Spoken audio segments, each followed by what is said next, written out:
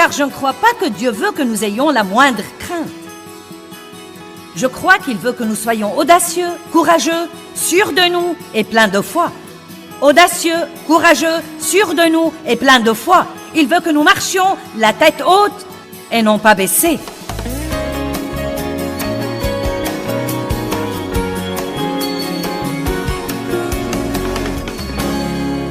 Eh bien, Dieu nous donne la foi. Romains 12, 3 dit « Dieu a donné à chacun une mesure de foi. » Donc, vous avez la foi. Vous ne devez pas prier pour avoir la foi. Je ne dois pas prier pour l'avoir. Je dois simplement utiliser la foi que j'ai.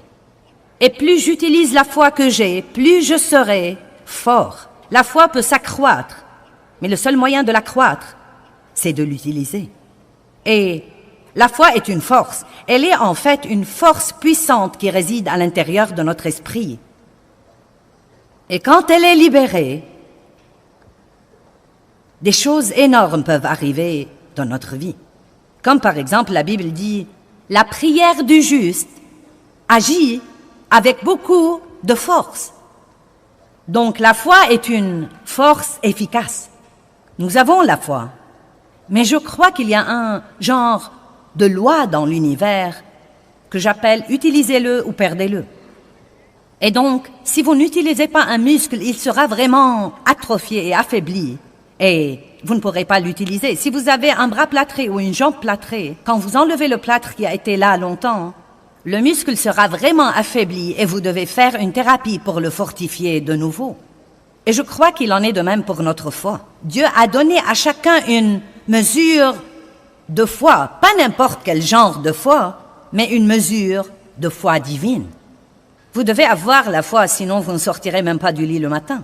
Quand vous sortez du lit le matin, vous avez foi en vos pieds et dans le plancher. Et si les deux se réunissent, vous pourrez vous tenir debout. Nous opérons donc tout le temps par la foi, par un genre de foi naturelle. Il faut de la foi pour rouler dans la circulation. Amen. Vous devez avoir la foi pour élever vos enfants. Vous devez avoir la foi pour vous marier et rester marié longtemps.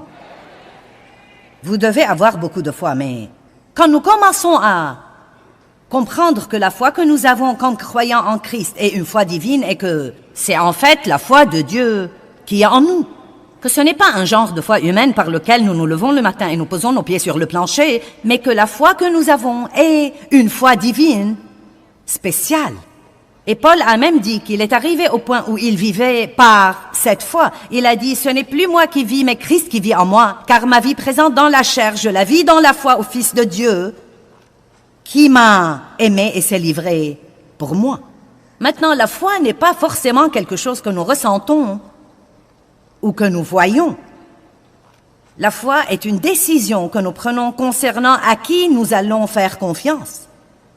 Je veux répéter. La foi n'est pas un sentiment que nous attendons d'avoir. Je ne dis pas « Oh, je me sens pleine de foi ce soir ». Vous savez, parfois, je me sens vraiment ointe et remplie de l'Esprit de Dieu quand je monte en chair. Et parfois, je ne le sens pas du tout. Mais j'ai découvert que si nous fonçons vraiment dans la foi, Dieu nous retrouve toujours quand nous faisons ce pas de foi et il nous aide à arriver là où nous devons être. Mais si nous restons là, à attendre de ressentir quelque chose, nous pouvons attendre éternellement. Car la foi est la substance des choses que nous ne voyons pas et la substance des choses que nous ne ressentons pas. Elle est en fait, dit la Bible, un témoignage. C'est un témoignage spirituel, comme quoi nous faisons confiance à Dieu. Et vous savez, il y a toutes sortes de gens qui défilent à l'église tous les dimanches et n'apprennent jamais à exercer ou à libérer leur foi. La foi est une force qui réside au-dedans de nous et je crois que nous pouvons la libérer de 3 façons. En priant, en parlant et en faisant. En priant dans la foi et en disant quelque chose dans la foi. Je parle toujours de l'importance de confesser la parole de Dieu à haute voix. Si nous n'apprenons pas à arrêter de dire ce que nous ressentons et ce que nous pensons et à commencer à dire ce que dit Dieu, nous aurons toujours des ennuis. Il n'y a pas un seul séminaire que je fais n'importe où je ne parle pas quelque part dans ce séminaire, et probablement à plusieurs reprises, où je ne parle pas de l'importance de s'accorder verbalement avec Dieu et de confesser la parole de Dieu à haute voix. Et je peux vous le prouver par beaucoup de textes bibliques. Donc la foi est libérée. Quand je dis que je crois que je trouve grâce partout où que j'aille, c'est un texte biblique. Et si je le dis, ça aide à renouveler ma pensée de nouveau, comme quoi je peux me fier à Dieu. Je peux libérer ma foi quand je sors de la maison pour que Dieu me donne grâce partout où que j'aille et fasse que des choses spéciales se produisent dans ma vie. J'étais avec quelqu'un l'autre jour et il n'a pas eu la place de stationnement qu'il voulait et il a dit « Ça se comprend, c'est bien ma chance ». J'ai pensé « J'espère que tu me côtoieras assez longtemps pour changer cette attitude ». Car vous savez, c'est l'attitude que le monde a et l'attitude que j'avais moi-même pendant très longtemps. Mais nous pouvons, en fait, libérer notre foi pour que Dieu nous donne grâce et pour qu'il fasse pour nous des choses qui nous laisseraient vraiment stupéfaits. De petites choses et de grandes choses. Et à vrai dire, je m'enthousiasme parfois pour les petites choses beaucoup plus que pour certaines des grandes choses. Combien d'entre vous aiment observer la présence de Dieu dans votre vie de tous les jours qui fait que des choses se produisent et par lesquelles vous savez que c'est vraiment Dieu qui vous dit « Je suis là, je suis là ». Et à vrai dire, quand je repense à toutes les années, des années et des années où j'allais à l'église, et j'aimais Dieu.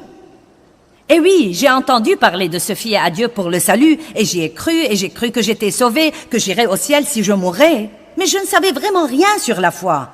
Sur la vraie foi. Non, mais j'étais au courant de la foi qui sauve. Mais je ne savais rien sur ce merveilleux don de foi que Dieu nous a donné, qui peut apporter la guérison dans nos vies, et peut nous aider à vivre libérés de la culpabilité et de la condamnation, et peut nous permettre de faire de grandes choses, des choses que nous ne savons même pas faire. Et je veux vraiment vous encourager à ne jamais paresser et à ne jamais laisser ce merveilleux don de foi sommeiller en vous pendant que vous restez là à attendre un sentiment pour vous motiver à faire ce que vous devriez faire dans la foi. Et si vous le faites dans la foi, rappelez-vous que cela veut normalement dire que vous le faites sans sentiment et très souvent sans voir le résultat à ce moment-là. La Bible dit, quand vous priez dans la foi, croyez que ce que vous dites arrivera et il vous sera accordé. Elle ne dit pas que vous l'avez déjà, mais elle dit, quand vous priez dans la foi, croyez que ce que vous dites arrivera et il vous sera accordé. Eh bien, qu'est-ce qui se passe entre la prière, la libération de votre foi et croire ce que vous dites arrivera? Qu'est-ce qui se passe entre ça et l'exaucement? Beaucoup de patience et beaucoup de mensonges de Satan. Et nous allons parler de tout ça. J'effleure certaines des choses dont nous allons parler ici ce week-end. Donc, la foi ne vous sert à rien si vous ne la libérez pas. Vous libérez votre foi en priant et en parlant. Vous pouvez libérer votre foi toute la journée juste en apprenant à confesser la parole à haute voix. Levez-vous le matin et dites « Dieu m'aime ». Je suis la justice de Dieu en Christ. Mes péchés me sont pardonnés. Ce sera une merveilleuse journée. Quelque chose de bien va m'arriver aujourd'hui. Quelque chose de bien va arriver par moi aujourd'hui. Eh bien, c'est en fait une façon différente de prier. Je me rappelle que Dave m'a dit une fois, et Dieu s'y prend avec les différentes personnes de différentes façons, mais je me rappelle que Dave m'a dit une fois, la foi, c'est une prière. Et je savais ce qu'il voulait dire. Quand, juste ce simple, je me fie à toi, Dieu. C'est une prière. Mais si souvent nous faisons de la prière une si rude épreuve, et nous la compliquons, et nous la légalisons au point où nous la faisons par devoir, mais nous n'en jouissons vraiment pas. La prière est puissante. Elle change vraiment les choses. Mais nous devons prier dans la foi. Maintenant, je crois que nous avons tous probablement beaucoup de craintes. des tas de petites craintes. D'habitude, quand ce sont de grandes craintes, vous savez qu'elles sont là. Mais je crois que nous avons tous probablement des tas de petites craintes auxquelles nous nous sommes habitués et que nous devons tolérer si longtemps que nous ne nous rendons peut-être pas compte que nous les avons. Qu'en pensez-vous? Vous pensez que c'est possible?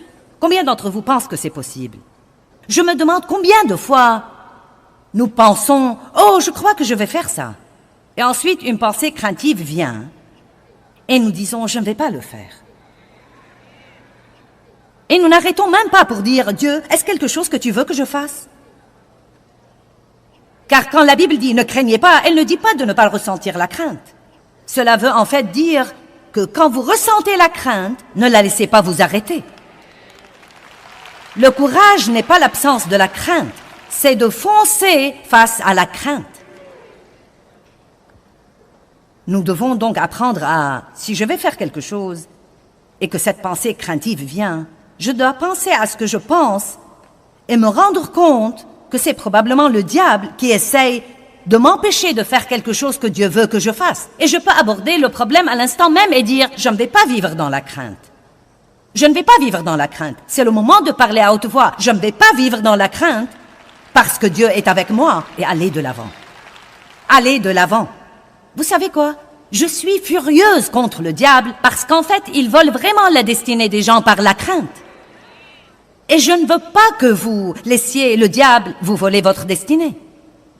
Je veux que vous possédiez la terre promise et non seulement aller à l'église et entendre parler d'elle et en parler toute votre vie et prier pour la posséder, mais ne jamais vraiment vivre dans les promesses de Dieu. Je veux que vous jouissiez de Dieu et que vous jouissiez de vous et que vous jouissiez des gens qui vous entourent et que vous fassiez tout ce que vous pouvez faire dans votre vie pour la gloire de Dieu. Mais la crainte entravera tout ça. Ce serait probablement pitoyable si nous pouvions entasser tout ce que le diable a volé à tout le monde ici ce soir dans cette salle collectivement par la crainte. Nous serions absolument exaspérés pour avoir laissé l'ennemi nous faire ça. Oui, j'ai dit, pour avoir laissé l'ennemi nous faire ça. Il n'y a qu'une seule attitude que le chrétien puisse avoir envers la crainte qui soit acceptable à Dieu, et c'est très simplement la suivante. Je ne craindrai pas.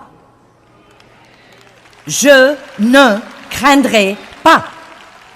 Cela ne veut pas dire que vous ne ressentirez pas de crainte. Si vous ne comprenez pas les nuances de ce que je dis maintenant, la prochaine fois que vous ressentez la crainte, vous direz « ça n'a pas marché pour moi ». En fait, je vais vraiment faire un pas de foi là et dire quelque chose. Je ne suis pas sûre que vous puissiez chasser la crainte par la prière. Vous savez ce que vous devriez prier? Je crois que vous devriez prier Dieu de vous donner le courage de confronter la crainte quand elle vous assaille. Vous savez pourquoi? Parce que Satan va toujours essayer de vous empêcher d'avancer. Toujours. L'apôtre Paul dit dans 1 Corinthiens 16, verset 9, « Une porte grande et efficace est ouverte à mon activité et il y a beaucoup d'adversaires. » Nouveau niveau, nouveau diable, c'est comme ça que ça marche. Nous prions pour la promotion et nous oublions que nous aurons quelque chose avec la promotion. Une porte grande et efficace est ouverte à mon activité et il y a beaucoup d'adversaires.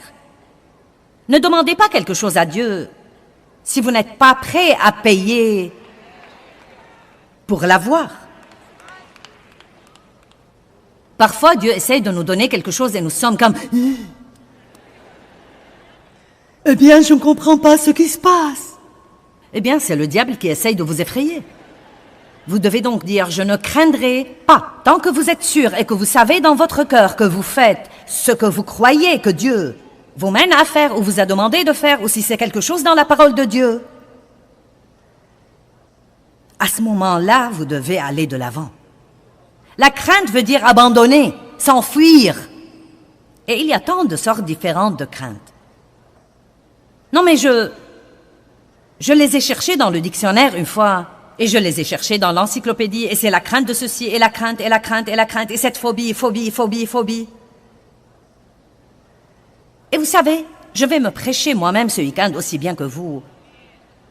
Car bien que je ne sois pas une personne vraiment craintive, je sais qu'il y a de petites craintes que j'ai probablement tolérées dans ma vie. Et je ne veux plus ça, car je ne crois pas que Dieu veut que nous ayons la moindre crainte. Je crois qu'il veut que nous soyons audacieux, courageux, sûrs de nous et pleins de foi. Audacieux, courageux, sûrs de nous et pleins de foi. Il veut que nous marchions la tête haute et non pas baissée. Il veut que nous ayons un but et non pas traîner les pieds comme si nous n'en avions pas.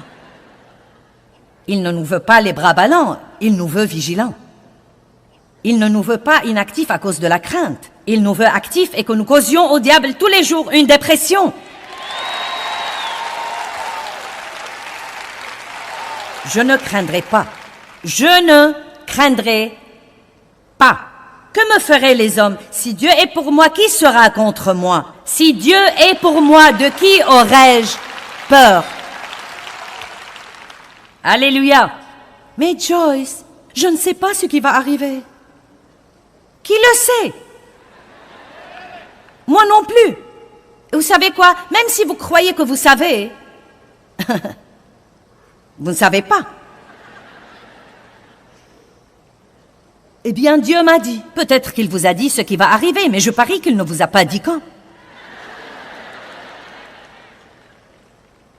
Et donc, vous serez testé comme tous les autres. Oh, tu as inventé ça, Dieu ne te l'a pas dit, ça ne va jamais arriver, tu ferais aussi bien de l'oublier. Combien de craintes est-ce que nous tolérons dans nos vies? Père, je prie en ce moment au nom de Jésus que la moindre crainte que nous tolérons dans nos vies, par paresse ou parce que nous l'avons tolérée si longtemps que nous ne reconnaissons même plus ce qu'elle est, je prie que tu nous la révèles et que, une par une, nous résistons et nous luttions contre la crainte jusqu'à ce que nous soyons complètement libérés de son tourment. Au nom de Jésus. Amen. Marc chapitre 11 va plutôt être notre texte de base ici ce week-end. Je veux vous répéter ceci assez de fois pour qu'il résonne dans vos cœurs quand vous partirez d'ici. Marc 11, 22.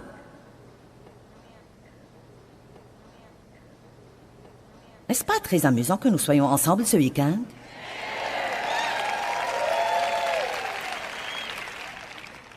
Marc 11, 22. Et Jésus répondit et dit, « Ayez foi en Dieu constamment. » J'aime vraiment ça. Maintenant, continuons. En vérité, je vous le dis, si quelqu'un dit à cette montagne, ôte-toi de là et jette-toi dans la mer, vous devez dire quelque chose. Et s'il ne doute pas, nous allons parler de ça demain, du tout en son cœur, mais croit que ce qu'il dit arrivera, cela lui sera accordé.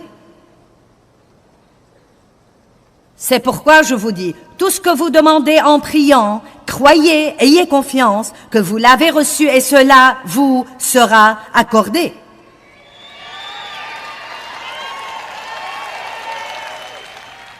Et je lance ceci pour faire bonne mesure. Eh bien, arrête là, Joyce. Et quand vous êtes debout en prière, si vous avez quelque chose contre quelqu'un, si vous avez quelque chose contre quelqu'un, oubliez, pardonnez-lui, laissez tomber, oubliez. Pour que votre Père qui est aux cieux vous pardonne aussi vos péchés et vos fautes, et les oublie et les laisse tomber. Maintenant, le verset 26. Mais, croyez-moi, c'est les et les si et les mais dans la Bible qui changent vraiment tout. Mais si vous ne pardonnez pas, votre Père qui est aux cieux non plus ne vous pardonnera pas vos fautes et vos défauts. Maintenant, vous savez, ça n'a rien de mystérieux. Ça n'a pas besoin de compréhension ou d'interprétation. Ça n'a même pas besoin de révélation. Si vous êtes fâché à cause de quoi que ce soit contre quiconque, offensé, amer, plein de ressentiment ou quoi que ce soit, vous dites, eh bien Joyce, ça ne peut pas inclure ce qu'on m'a fait. Vous savez pourquoi? Parce que vous ne voulez pas que votre foi ne travaille pas parce que vous vous accrochez à un quelconque sentiment et que vous êtes fâché contre quelqu'un qui est probablement sorti d'amuser et se fiche pas mal de ce que vous soyez vexé. Amen. Certains d'entre vous sont même fâchés contre des personnes qui sont mortes. Mais à quel point c'est stupide.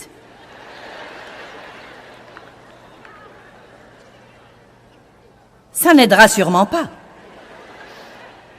Ayez foi en Dieu constamment. J'aime ça.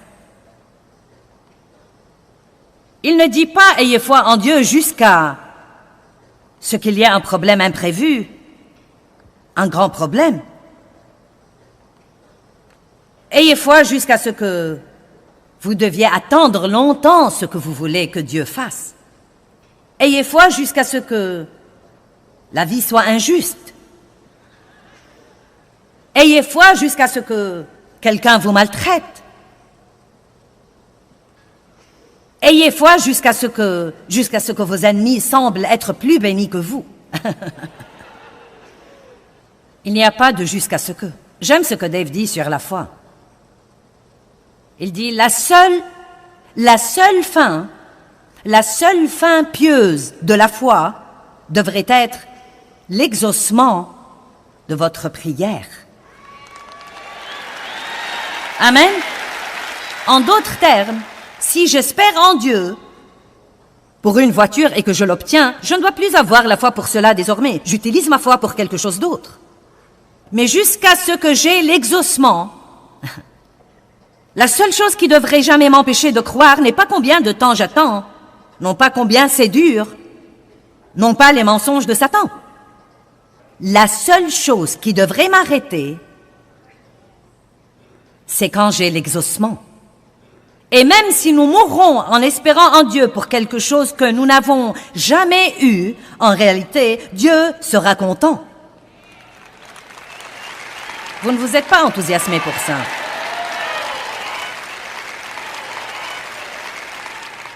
Vous voyez, à l'instant où j'ai dit ça, vous avez eu peur. Tu veux dire que je ne l'aurais pas? Vous voyez, voilà le problème. Maintenant, regardez-moi. Ce n'est pas avoir ce que nous voulons qui nous rend heureux. C'est dans l'attitude de foi dans laquelle nous vivons et dans la confiance en Dieu que nous trouvons la paix et la joie. Romains 15, verset 13 dit « La joie et la paix se trouvent dans la foi ». Il ne dit pas « La joie et la paix se trouvent dans l'obtention de tout ce que vous voulez ». Vous pouvez donc être aussi heureux si vous avez un cœur plein de foi que si vous avez votre exaucement. Et je sais que vous ne croyez probablement pas ça, mais... C'est vrai, nous nous rendons malheureux pendant notre attente. Vous pouvez soit attendre avec le doute et l'incroyance, soit avec un cœur de foi qui dit « Dieu, je crois que tu travailles en ce moment et que tu n'es pas un homme pour mentir et je crois que tu ne tardes pas. Et je crois que si c'est ce que je suis censé avoir, tu me le donneras et personne ne t'arrêtera. » Et ensuite, vous pourriez ajouter ça. « Et Dieu, si tu ne veux pas que je l'ai à ce moment-là, je ne le veux pas. »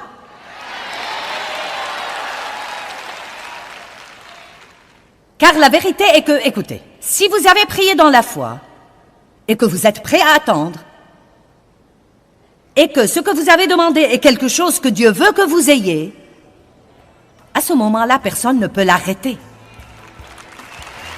Personne! Aucun diable! Personne! Personne!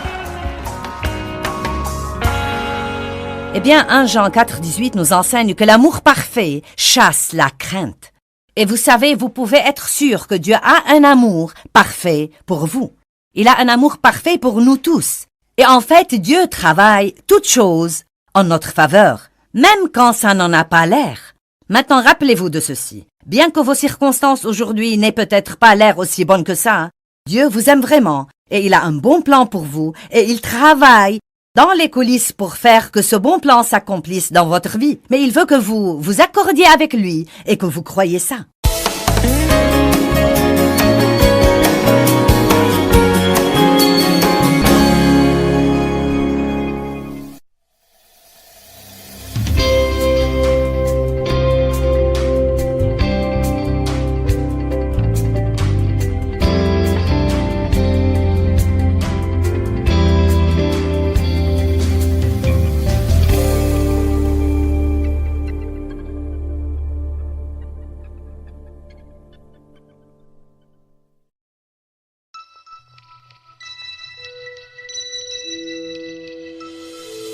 La foi n'a rien à voir avec ce que nous voyons ou ce que nous ressentons. La foi est quelque chose dans notre cœur qui dit à notre cœur, Dieu est bon, Dieu tient parole, et si Dieu a dit qu'il fera ceci, il le fera. Je me fiche pas mal de ce que je vois ou ressens ou de ce que disent les autres ou combien de temps ça prendra.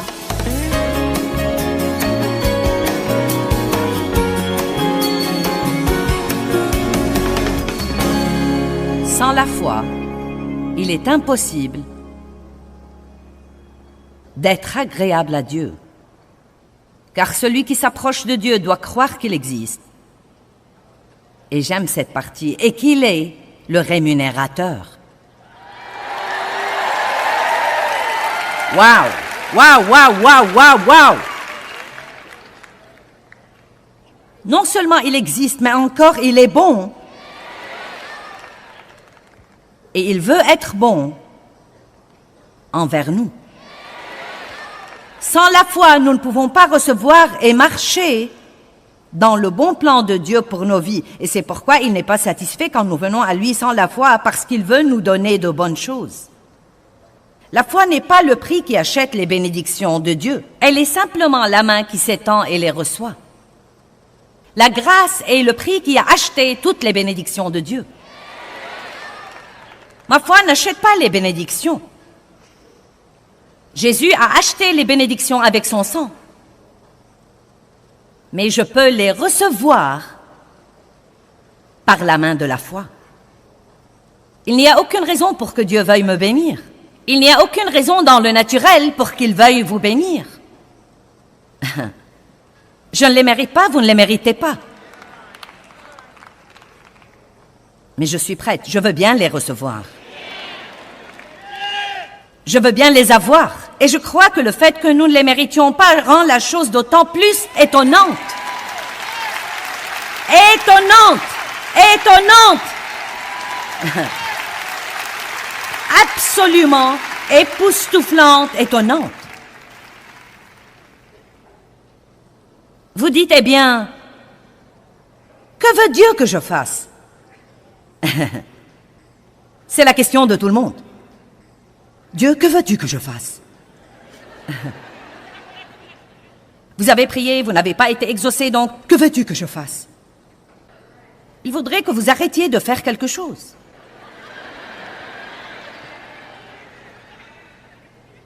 Essayez de l'adorer ou quelque chose comme ça. Que veux-tu que je fasse? Que veux-tu que je fasse? Dieu, que veux-tu que je fasse? J'ai fait tout ce que je sais faire, Dieu, et rien ne marche. Je ne sais vraiment pas quoi faire. Et je me rappelle toujours le jour où je me suis affalée tragiquement par terre. Est-ce que vous faites parfois du mélodrame devant Dieu? Non! Eh bien, Dieu, j'abandonne. J'ai fait tout ce que je sais faire, Dieu, et rien n'a marché, j'abandonne vraiment. Et franchement, je vous dis la vérité, j'ai entendu le Saint-Esprit me dire avec enthousiasme, « Vraiment? Vraiment? » Je me le rappelle, vraiment, et j'ai pensé, pourquoi es-tu si enthousiasmé? Et ensuite, tout à coup, c'est venu à moi comme une révélation, car le seul moment où Dieu se met au travail, et en fait, c'est quelques moments dans nos vies, où nous nous libérons des œuvres de la chair assez longtemps pour dire « Dieu, je ne peux pas faire ça, si quelque chose doit être fait, ce doit être par toi. » Oh, vraiment, comme si Dieu en était étonné.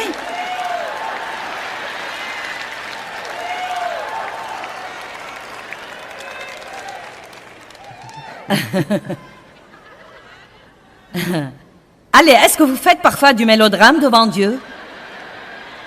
Je ne peux plus supporter Dieu, je ne peux plus supporter désormais. Certains ont dit à Dieu, « Dieu, si je ne reçois pas une parole de toi dans ce séminaire, je ne pourrai plus continuer. » Regardez-moi, si vous allez continuer, car Dieu ne va pas vous laisser abandonner. Bon, Jean 6, 28. Ils lui dirent donc, « Que nous faut-il faire ?» Vous n'aimez pas ça? Pour travailler habituellement aux œuvres de Dieu. Que devons-nous faire pour accomplir ce que demande Dieu. Quelqu'un m'a demandé l'autre jour, Dieu s'occupait de lui au sujet d'attendre Dieu et de passer du temps en sa présence, et il a dit, « Que suis-je censé faire en attendant Dieu ?» C'est le point essentiel, n'est-ce pas? Que devons-nous faire? Que demande Dieu? Et j'aime vraiment ça, verset 29. Jésus leur répondit, « Voici l'œuvre, le service que Dieu vous demande, que vous croyez. »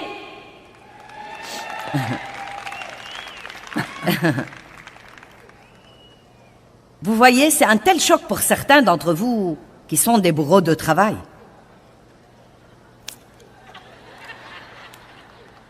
Eh bien oui, je crois, mais quoi d'autre?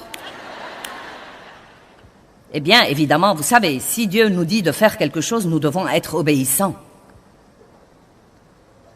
Mais beaucoup de fois, nous sommes dans les œuvres de la chair et nous ratons en fait le travail que Dieu veut que nous fassions.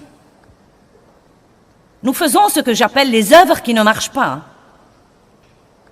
et nous nous sentons frustrés parce que nous ne flottons pas sous la grâce. Nous vivons par notre propre force et nous essayons d'être le Saint-Esprit Junior. Si j'achète ce livre de Joyce sur le pardon et si je souligne quelques trucs et que je le laisse étaler sur la table à la maison, je me demande si mon mari lirait peut-être ceci.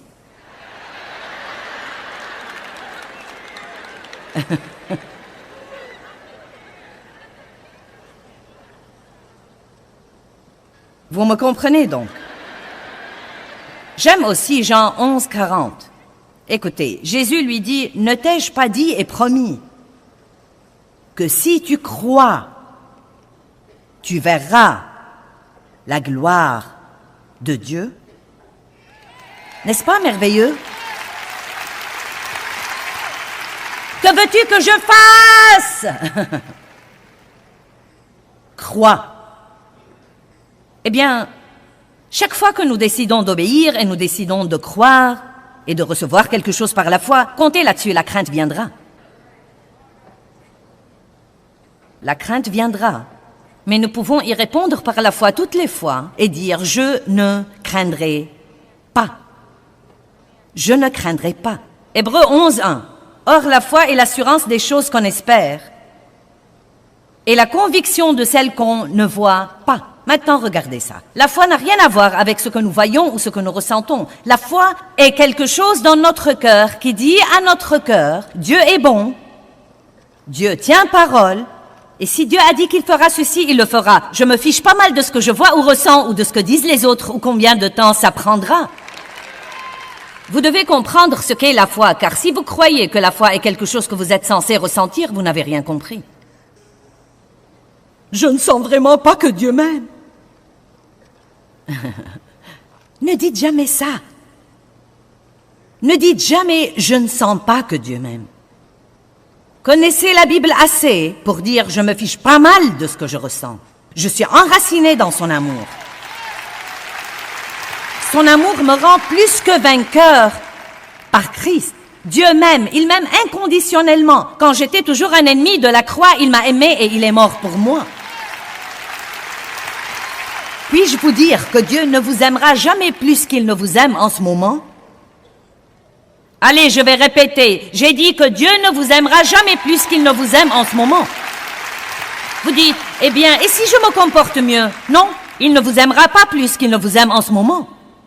Il sera content pour vous, car cette obéissance ouvrira de nouveaux niveaux de ce que Dieu peut faire dans votre vie, mais il ne vous aimera pas plus qu'il ne vous aime en ce moment. Dieu aime même la personne qui est non sauvée, autant qu'il aime ceux d'entre nous qui se croient être les plus religieux.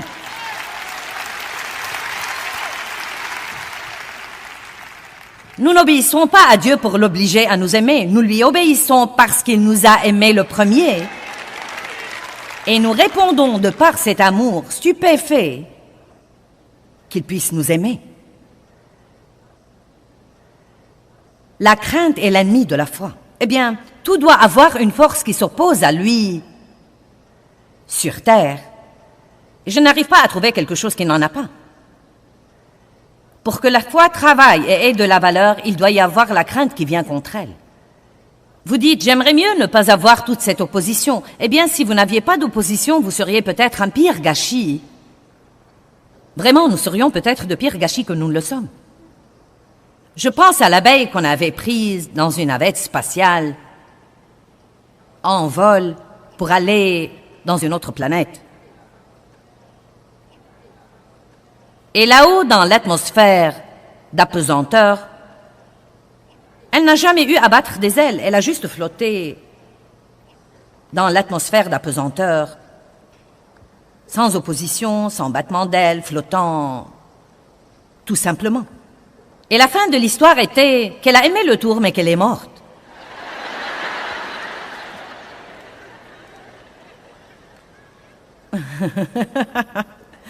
C'est exactement ce qui nous arriverait si tout ce que nous pouvions ou devions faire était juste de flotter.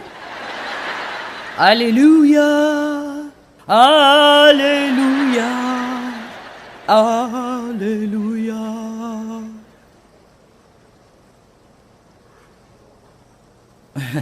Je livre le tout. Si tout ce que nous devions faire était juste de flotter et d'être spirituel et ne jamais avoir à nous occuper de quoi que ce soit, nous ne grandirions jamais. Un aiglon, quand il est né, a une petite dent au bout de son bec. Et quand il est encore dans l'œuf, il utilise cette petite dent pour picoter, picoter, picoter, pec, pec, pec, pec, pec, pec, pec, pec, pec, pec, pec, pec, pec, pec. Non mais des heures et parfois des jours à picoter, picoter, picoter. Et finalement, il fait une petite fêlure et ensuite il picote et picote et picote, pec, pec, pec, pec, pec, pec, pec, pec, pec. Maintenant, vous savez comment nous sommes? Quand nous devons picoter, pec, pec, pec, pec, pec, pec, pec, nous disons, eh bien, allez Dieu.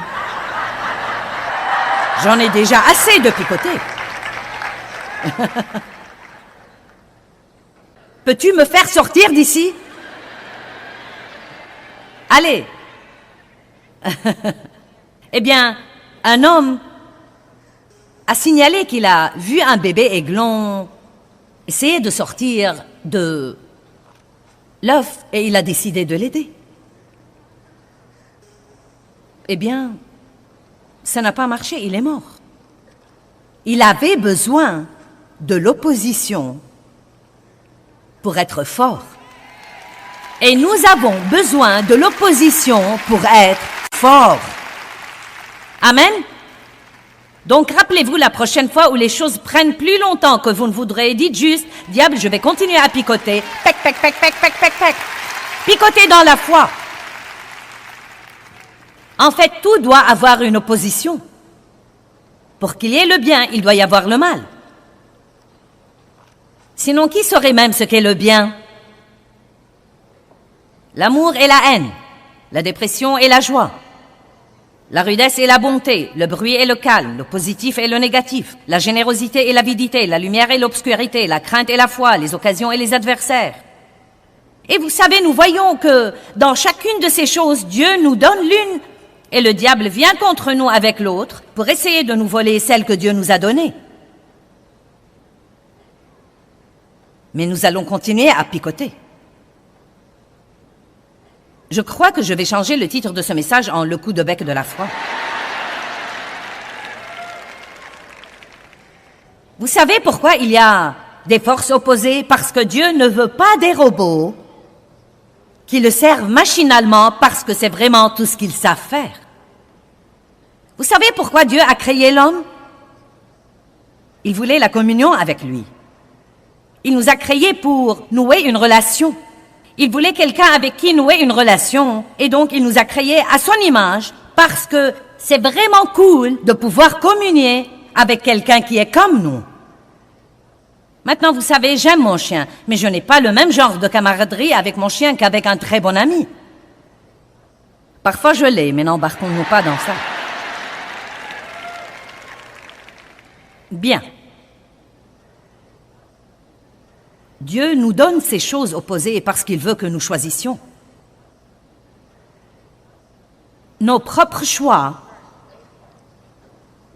les choix que nous faisons, sont en fait certaines des choses les plus importantes dans notre vie. Chaque choix est une graine que nous semons et qui apporte un genre de récolte dans notre vie. Quand nous avons le privilège de mener les gens à Christ, nous leur disons toujours, c'est la décision la plus importante que vous puissiez prendre. Et vous pouvez prendre la décision de ne pas résister à la crainte, de la laisser vous envahir et vous dominer, car y résister demande du travail et est parfois un peu inconfortable. Mais c'est votre choix et vous récolterez les fruits d'avoir permis à cette crainte de rester dans votre vie. Et cela veut dire que vous n'allez pas expérimenter la plénitude de tout ce que Dieu avait pour vous. Il vous aimera, vous irez au ciel, mais vous raterez ici des choses que Dieu avait planifiées pour vous et qu'il ne pourra pas vous donner si vous n'apprenez pas à développer votre foi et à être audacieux et courageux. Non, mais croyez-vous honnêtement que j'aurais pu faire ce que je fais si j'étais timide et craintive et... Non. Bien sûr que non. Non, je n'aurais pas pu. Eh bien, Joyce, tu es naturellement courageuse. Vous savez, à certains égards, je le suis, mais à certains égards, je ne l'étais pas. Il y a eu des choses que j'ai dû faire en ayant peur. Beaucoup, beaucoup, beaucoup de choses que j'ai dû faire en ayant peur. Deutéronome 30:19. J'ai mis devant toi la vie et la mort, le bien et le mal. Dieu, tu n'aurais pas pu me donner les bons trucs seulement? J'ai mis devant toi la vie et la mort, le bien et le mal. Choisis la vie afin que tu vives, toi et ta postérité. Nous devons être responsables de nos choix. Amen. Nous aimons prendre la responsabilité de nos bons choix, ce qui marche bien. Oh oui, Dieu soit loué. Mais nous ne tenons pas toujours à prendre la responsabilité de nos mauvais choix. Regardons Jean 14, 27. Jean chapitre 14, verset 27. Je vous laisse la paix, je vous donne et je vous lègue ma paix. Ce n'est pas à la manière du monde que je vous la donne, que votre cœur ne se trouble pas et ne cède pas à la lâcheté. Eh bien, je ne peux rien changer à ce que je ressens. Ressentir la crainte n'est pas avoir peur. Avoir peur, c'est céder à la crainte et faire ce que la crainte vous dit de faire au lieu de ce que Dieu vous dit de faire. Amen. Est-ce que vous voulez que je le dise de nouveau? Que votre cœur ne s'alarme point. Que votre cœur cesse de craindre. Vous dites, je ne peux rien changer à ce que je ressens. Nous ne parlons pas d'un sentiment. Vous pouvez ressentir la peur, mais cela ne veut pas dire que vous avez peur à moins de céder à la crainte et de faire ce que dit la crainte au lieu de faire ce que dit Dieu. Maintenant, que les choses soient bien claires. Vous savez, si vous avez peur des eaux profondes, je ne vous suggère pas d'aller sauter du plongeoir ce soir pour prouver quelque chose. Quelqu'un m'a demandé si j'étais une bonne nageuse. Je lui ai dit, si je tombe à l'eau, vous feriez mieux de vous y jeter aussi. Mais je n'ai pas besoin de faire ça. Ce n'est pas quelque chose que Dieu me dit de faire. Je parle en fait des choses que le Seigneur nous dit de faire. La crainte amène le tourment, dit 1 Jean 4. La crainte amène le tourment. Or, évidemment, le seul moyen dont nous pouvons complètement surmonter la crainte, c'est de connaître l'amour parfait de Dieu pour nous. 1 Jean 4, 16 à 18. Le parfait amour jette dehors la crainte. Et celui qui craint n'a pas encore connu l'amour ou n'est pas accompli dans l'amour. Donc, plus nous savons et plus nous avons une révélation sur l'amour de Dieu pour nous, moins nous aurons peur parce que nous croirons comme un petit enfant qui dit « Mon papa va s'occuper toujours de moi ».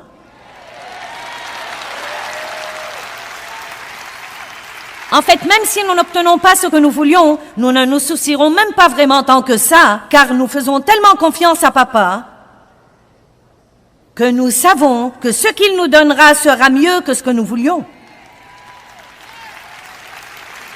Amen. Et cela nous donne une telle paix. Croyez-moi, quand je luttais pour obtenir ce que je voulais toutes ces années, j'étais si malheureuse.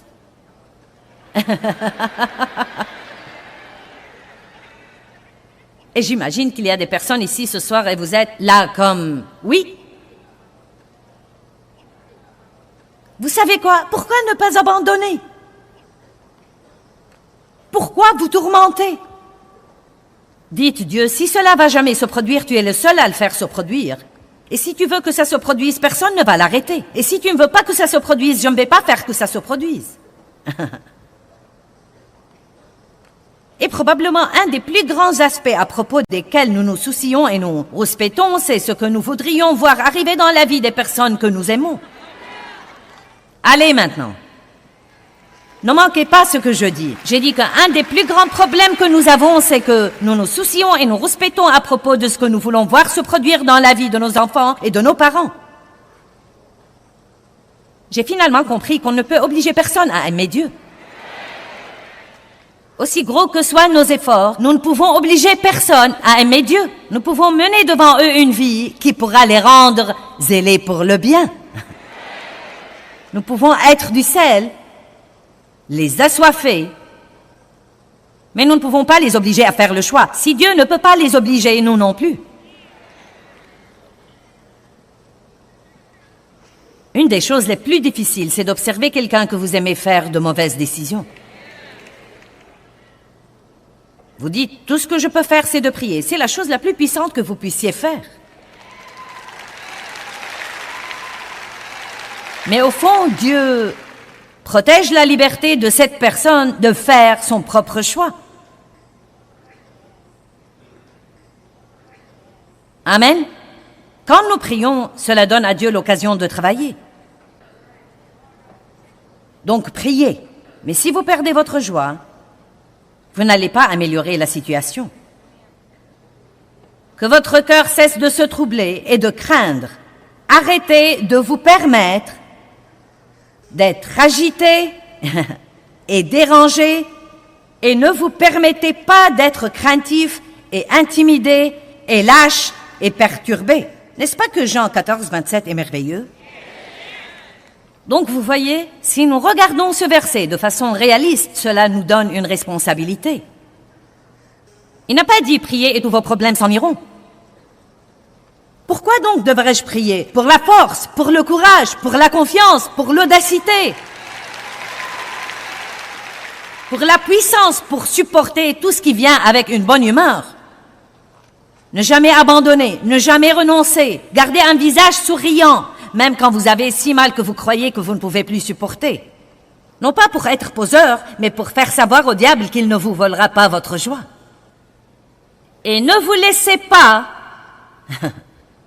aucunement effrayé ou intimidé par vos adversaires, car une telle constance et intrépidité seront... Quand la crainte vient contre nous, que devrait être notre position? Rester constant, continuer à aller de l'avant, continuer à mettre un pied devant l'autre. Car une telle constance et intrépidité seront un signe clair, une preuve et un cachet pour eux, vos ennemis, de leur perdition imminente, mais un signe sûr et une preuve de votre délivrance et de votre salut, et cela de la part de Dieu. Donc c'est presque comme quand nous sommes dans une bataille, il y a Dieu qui observe et le diable qui observe. Et si nous restons constants et fermes, c'est signe à Dieu que nous avons vraiment foi et confiance en lui. Mais c'est aussi signe au diable que son temps est sur le point d'être fini. Amen. Eh bien, 1 Jean 4, 18 nous enseigne que l'amour parfait chasse la crainte. Et vous savez, vous pouvez être sûr que Dieu a un amour parfait pour vous.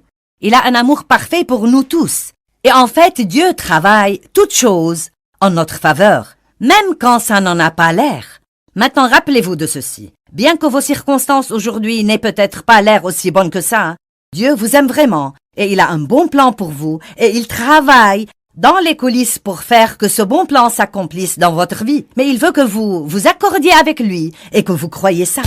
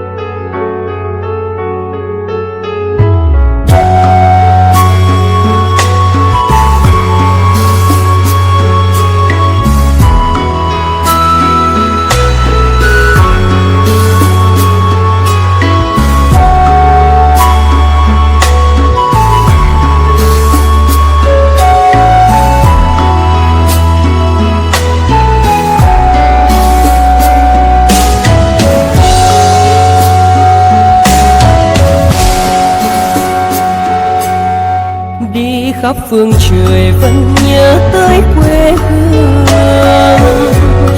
Người về đây thăm làng Trù quê mẹ và làng Sen quê cha, xúc động bồi hồi người rơi giọt lệ. Thương mái nhà tranh, thương đất mẹ nghèo,